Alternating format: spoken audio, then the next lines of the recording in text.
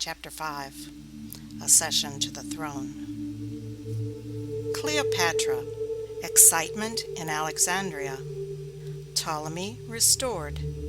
Acquiescence of the people. Festivities.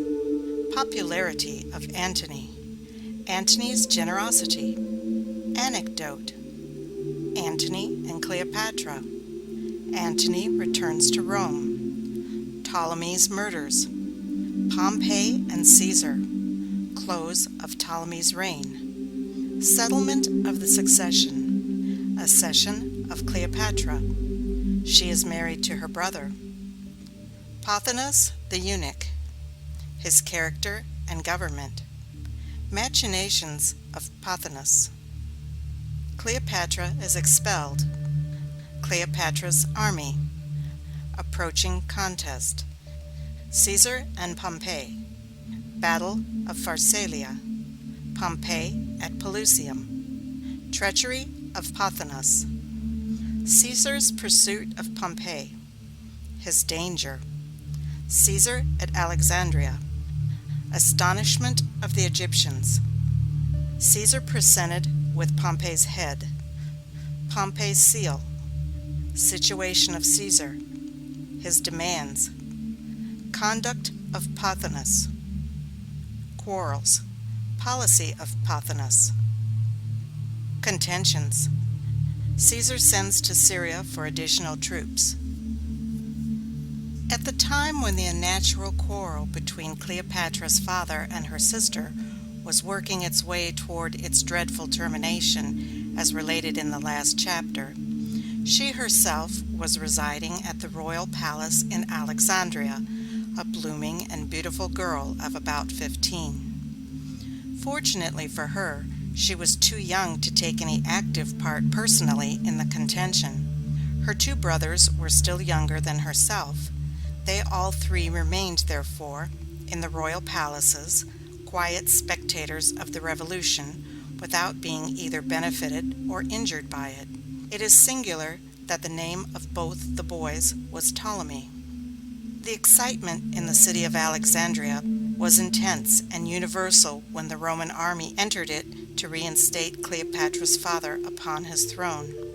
A very large portion of the inhabitants were pleased with having the former king restored. In fact, it appears, by a retrospect of the history of kings, that when a legitimate hereditary sovereign or dynasty is deposed and expelled by a rebellious population, no matter how intolerable may have been the tyranny, or how atrocious the crimes by which the patience of the subject was exhausted, the lapse of a very few years is ordinarily sufficient to produce a very general readiness to acquiesce in a restoration, and in this particular instance there had been no such superiority in the government of Berenice during the period while her power continued over that of her father, which she had displaced, as to make this case an exception to the general rule.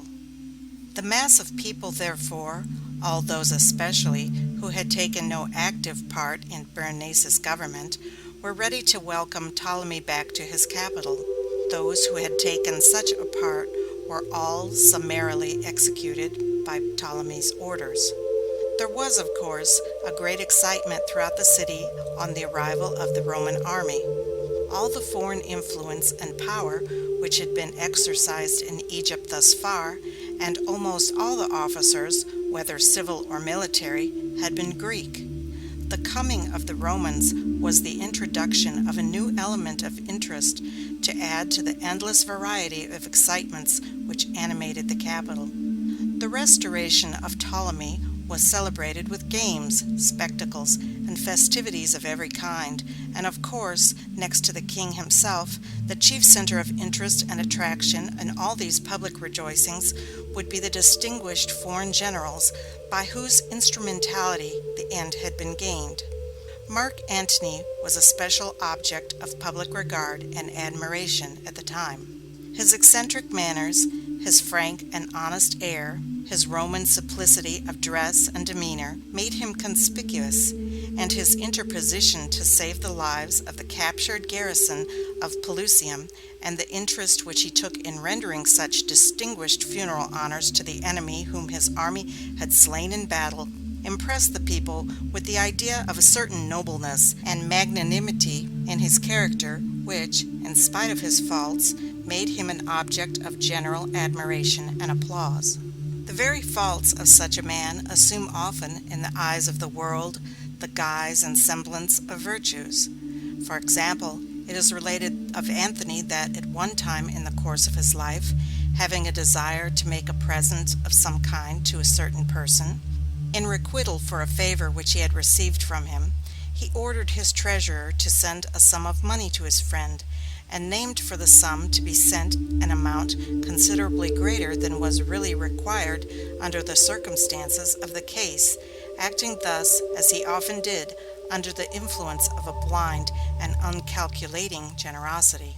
The treasurer, more prudent than his master, wished to reduce the amount, but he did not dare directly to propose a reduction, so he counted out the money and laid it in a pile in a place where Antony was to pass, thinking that when Antony saw the amount, he would perceive that it was too great.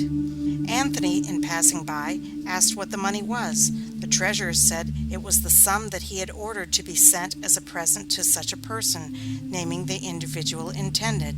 Antony was quick to perceive the object of the treasurer's maneuver. He immediately replied, "Ha! Is that all? I thought the sum I named would make a better appearance than that. Send him double the amount." To determine, under such circumstances as these, to double an extravagance merely for the purpose of thwarting the honest attempt of a faithful servant to diminish it, made, too, in so cautious and delicate a way, is most certainly a fault. But it is one of those faults for which the world, in all ages, will persist in admiring and praising the perpetrator. In a word, Antony became the object of general attention and favor during his continuance at Alexandria. Whether he particularly attracted Cleopatra's attention at this time or not, does not appear. She, however, strongly attracted his. He admired her blooming beauty, her sprightliness and wit, and her various accomplishments. She was still, however, so young, being but 15 years of age, while Antony was nearly 30, that she probably made no very serious impression upon him. A short time after this, Antony went back to Rome, and did not see Cleopatra again for many years. When the two Roman generals went away from Alexandria, they left a considerable portion of the army behind them, under Ptolemy's command, to aid him in keeping possession of his throne. Antony returned to Rome. He acquired great renown by his march across the desert, and by the successful accomplishment of the invasion of Egypt and the restoration of Ptolemy. His funds, too, were replenished by the vast sums paid to him and to Gabinus by Ptolemy. The amount which Ptolemy is said to have agreed to pay as the price of his restoration was 2,000 talents, equal to $10 millions, a sum which shows on how great a scale the operations of this celebrated campaign were conducted. Ptolemy raised a large portion of the money required for his payments by confiscating the estates belonging to those friends of Berenice's government whom he ordered to be slain. It was said, in fact, that the numbers were very much increased of those that were condemned to die by Ptolemy's standing in such urgent need of their property to meet his obligations. Antony, through the results of this campaign, found himself suddenly raised from the position of a disgraced and homeless fugitive to that of one of the most wealthy and renowned, and consequently one of the most powerful personages in Rome. The great civil war broke out about this time between Caesar and Pompey. Antony espoused the cause of Caesar. In the meantime, while the civil war between Caesar and Pompey was raging, Ptolemy succeeded in maintaining his seat on the throne by the aid of the Roman soldiers whom Antony and Gabinius had left him for about 3 years. When he found himself drawing toward the close of life, the question arose to his mind to whom he should leave his kingdom. Cleopatra was the oldest child, and she was a princess of great promise, both in respect to mental endowments and personal charms. Her brothers were considerably younger than she. The claim of a son, though younger, seemed to be naturally stronger than that of a daughter, but the commanding talents and rising influence of Cleopatra appeared to make it doubtful whether it would be safe to pass her by. The father settled the question in the way in which such difficulties were usually surmounted in the Ptolemy family. He ordained that Cleopatra should marry the oldest of her brothers, and that they two should jointly occupy the throne. Adhering also still to the idea of the alliance of Egypt with Rome, which had been the leading principle of the whole policy of his reign, he solemnly committed the execution of his will and the guardianship of his children by a provision of the instrument itself to the Roman Senate. The Senate accepted the appointment and appointed Pompey as the agent, on their part, to perform the duties of the trust.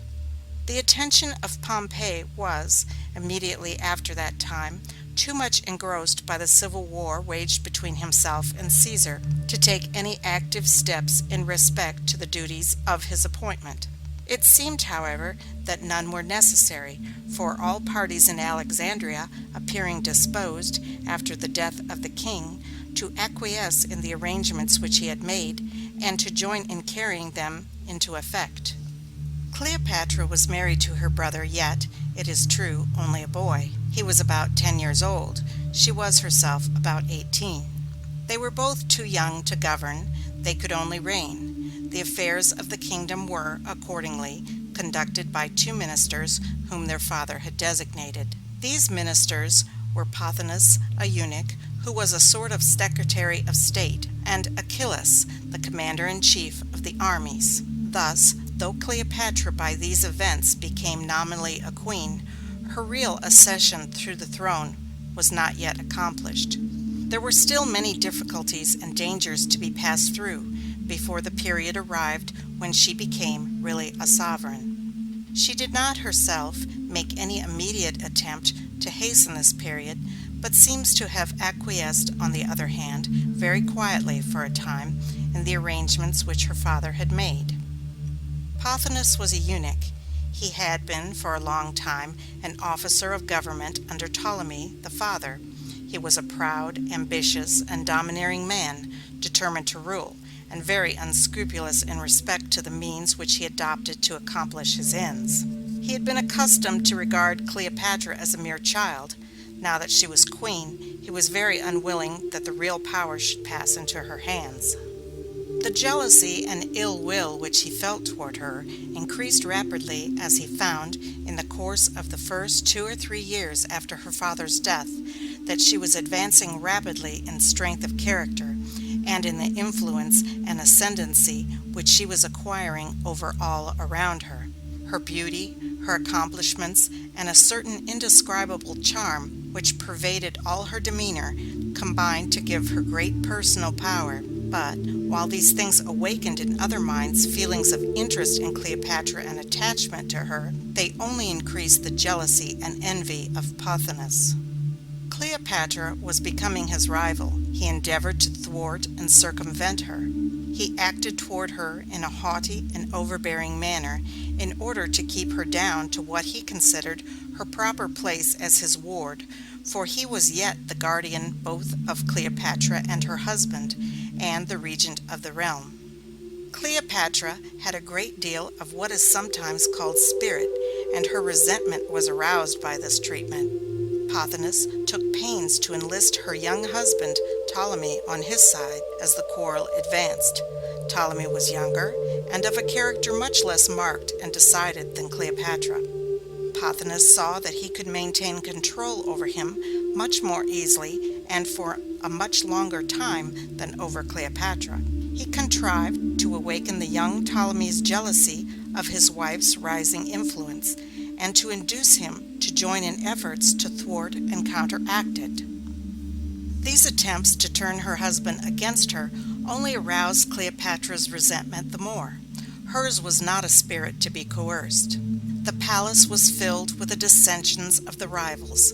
Pothinus and Ptolemy began to take measures for securing the army on their side. An open rupture finally ensued, and Cleopatra was expelled from the kingdom. She went to Syria. Syria was the nearest place of refuge, and then, besides, it was the country from which the aid had been furnished by which her father had been restored to the throne when he had been expelled, in a similar manner, many years before.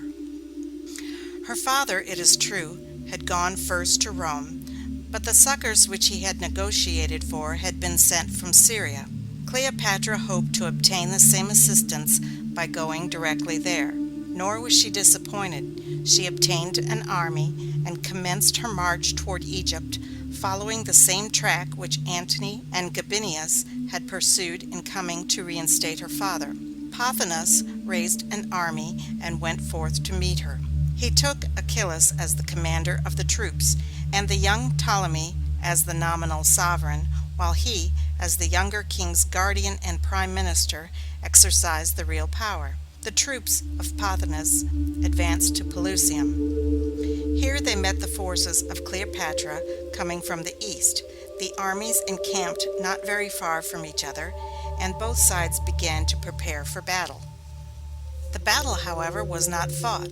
It was prevented by the occurrence of certain great and unforeseen events which at this crisis suddenly burst upon the scene of Egyptian history and turned the whole current of affairs into new and unexpected channels. The breaking out of the civil war between the great Roman generals Caesar and Pompey and their respective partisans has already been mentioned as having occurred soon after the death of Cleopatra's father, and as having prevented Pompey from undertaking the office of executor of the will. This war had been raging ever since that time with terrible fury. Its distant thundering had been heard even in Egypt, but it was too remote to awaken there any special alarm. The immense armies of these two mighty conquerors had moved slowly, like two ferocious birds of prey flying through the air and fighting as they fly, across Italy into Greece, and from Greece through Macedon into Thessaly, contending in dreadful struggles with each other as they advanced, and trampling down and destroying everything in their way. At length, a great final battle had been fought at Pharsalia. Pompey had been totally defeated. He had fled to the seashore, and there, with a few ships and a small number of followers, he had pushed out upon the Mediterranean, not knowing whither to fly, and overwhelmed with wretchedness and despair. Caesar followed him in eager pursuit. He had a small fleet of galleys with him, on board of which he had embarked 2,000 or 3,000 men. This was a force suitable perhaps for the pursuit of a fugitive, but wholly insufficient for any other design. Pompey thought of Ptolemy. He remembered the efforts which he himself had made for the cause of Ptolemy Auletes at Rome, and the success of those efforts in securing that monarch's restoration, an event through which alone the young Ptolemy had been enabled to attain the crown. He came, therefore, to Pelusium, his little fleet off the shore, sent to the land to ask Ptolemy to receive and protect him. Pothinus, who was really the commander in Ptolemy's army, made an answer to this application that Pompey should be received and protected, and that he would send out a boat to bring him to the shore. Pompey felt some misgivings in respect to this proffered hospitality, but he finally concluded to go to the shore in the boat which Pothinus sent for him. As soon as he landed, the Egyptians, by Pothinus's orders, stabbed and beheaded him on the sand. Pothinus and his council had decided that this would be the safest course. If they were to receive Pompey, they reasoned, Caesar would be made their enemy, and if they refused to receive him, Pompey himself would be offended, and they did not know which of the two it would be safe to displease, for they did not know in what way, if both the generals were to be allowed to live, the war would ultimately end. But by killing Pompey, they said, we shall be sure to please Caesar, and Pompey himself will lie still. In the meantime, Caesar, not knowing to what part of Egypt Pompey had fled, pressed on directly to Alexandria. He exposed himself to great danger in so doing, for the forces under his command were not sufficient to protect him in case of his becoming involved in difficulties with the authorities there. Nor could he, when once arrived on the Egyptian coast, easily go away again, for at the season of the year in which these events occurred, There was a periodical wind which blew steadily toward that part of the coast, and while it made it very easy for a fleet of ships to go to Alexandria, rendered it almost impossible for them to return. Caesar was very little accustomed to shrink from danger in any of his enterprises and plans, though still he was usually prudent and circumspect. In this instance, however, his ardent interest in the pursuit of Pompey overruled all considerations of personal safety.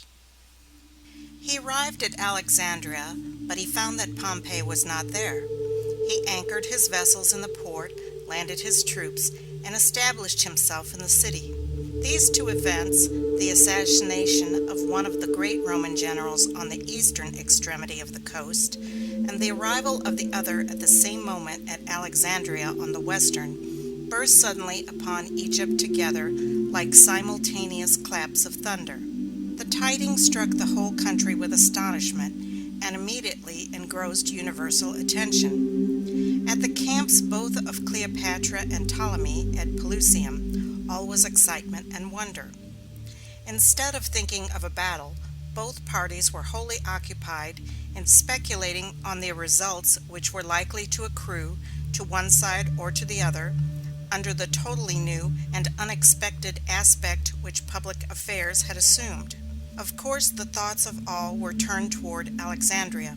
Pothinus immediately proceeded to the city, taking with him the young king. Achillas, too, either accompanied them or followed soon afterward.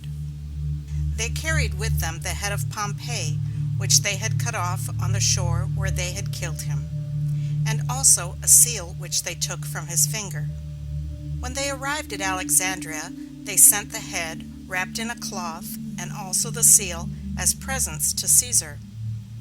Accustomed as they were to the brutal deeds and heartless cruelties of the Ptolemies, they supposed that Caesar would exult at the spectacle of the dissevered and ghastly head of his great rival and enemy.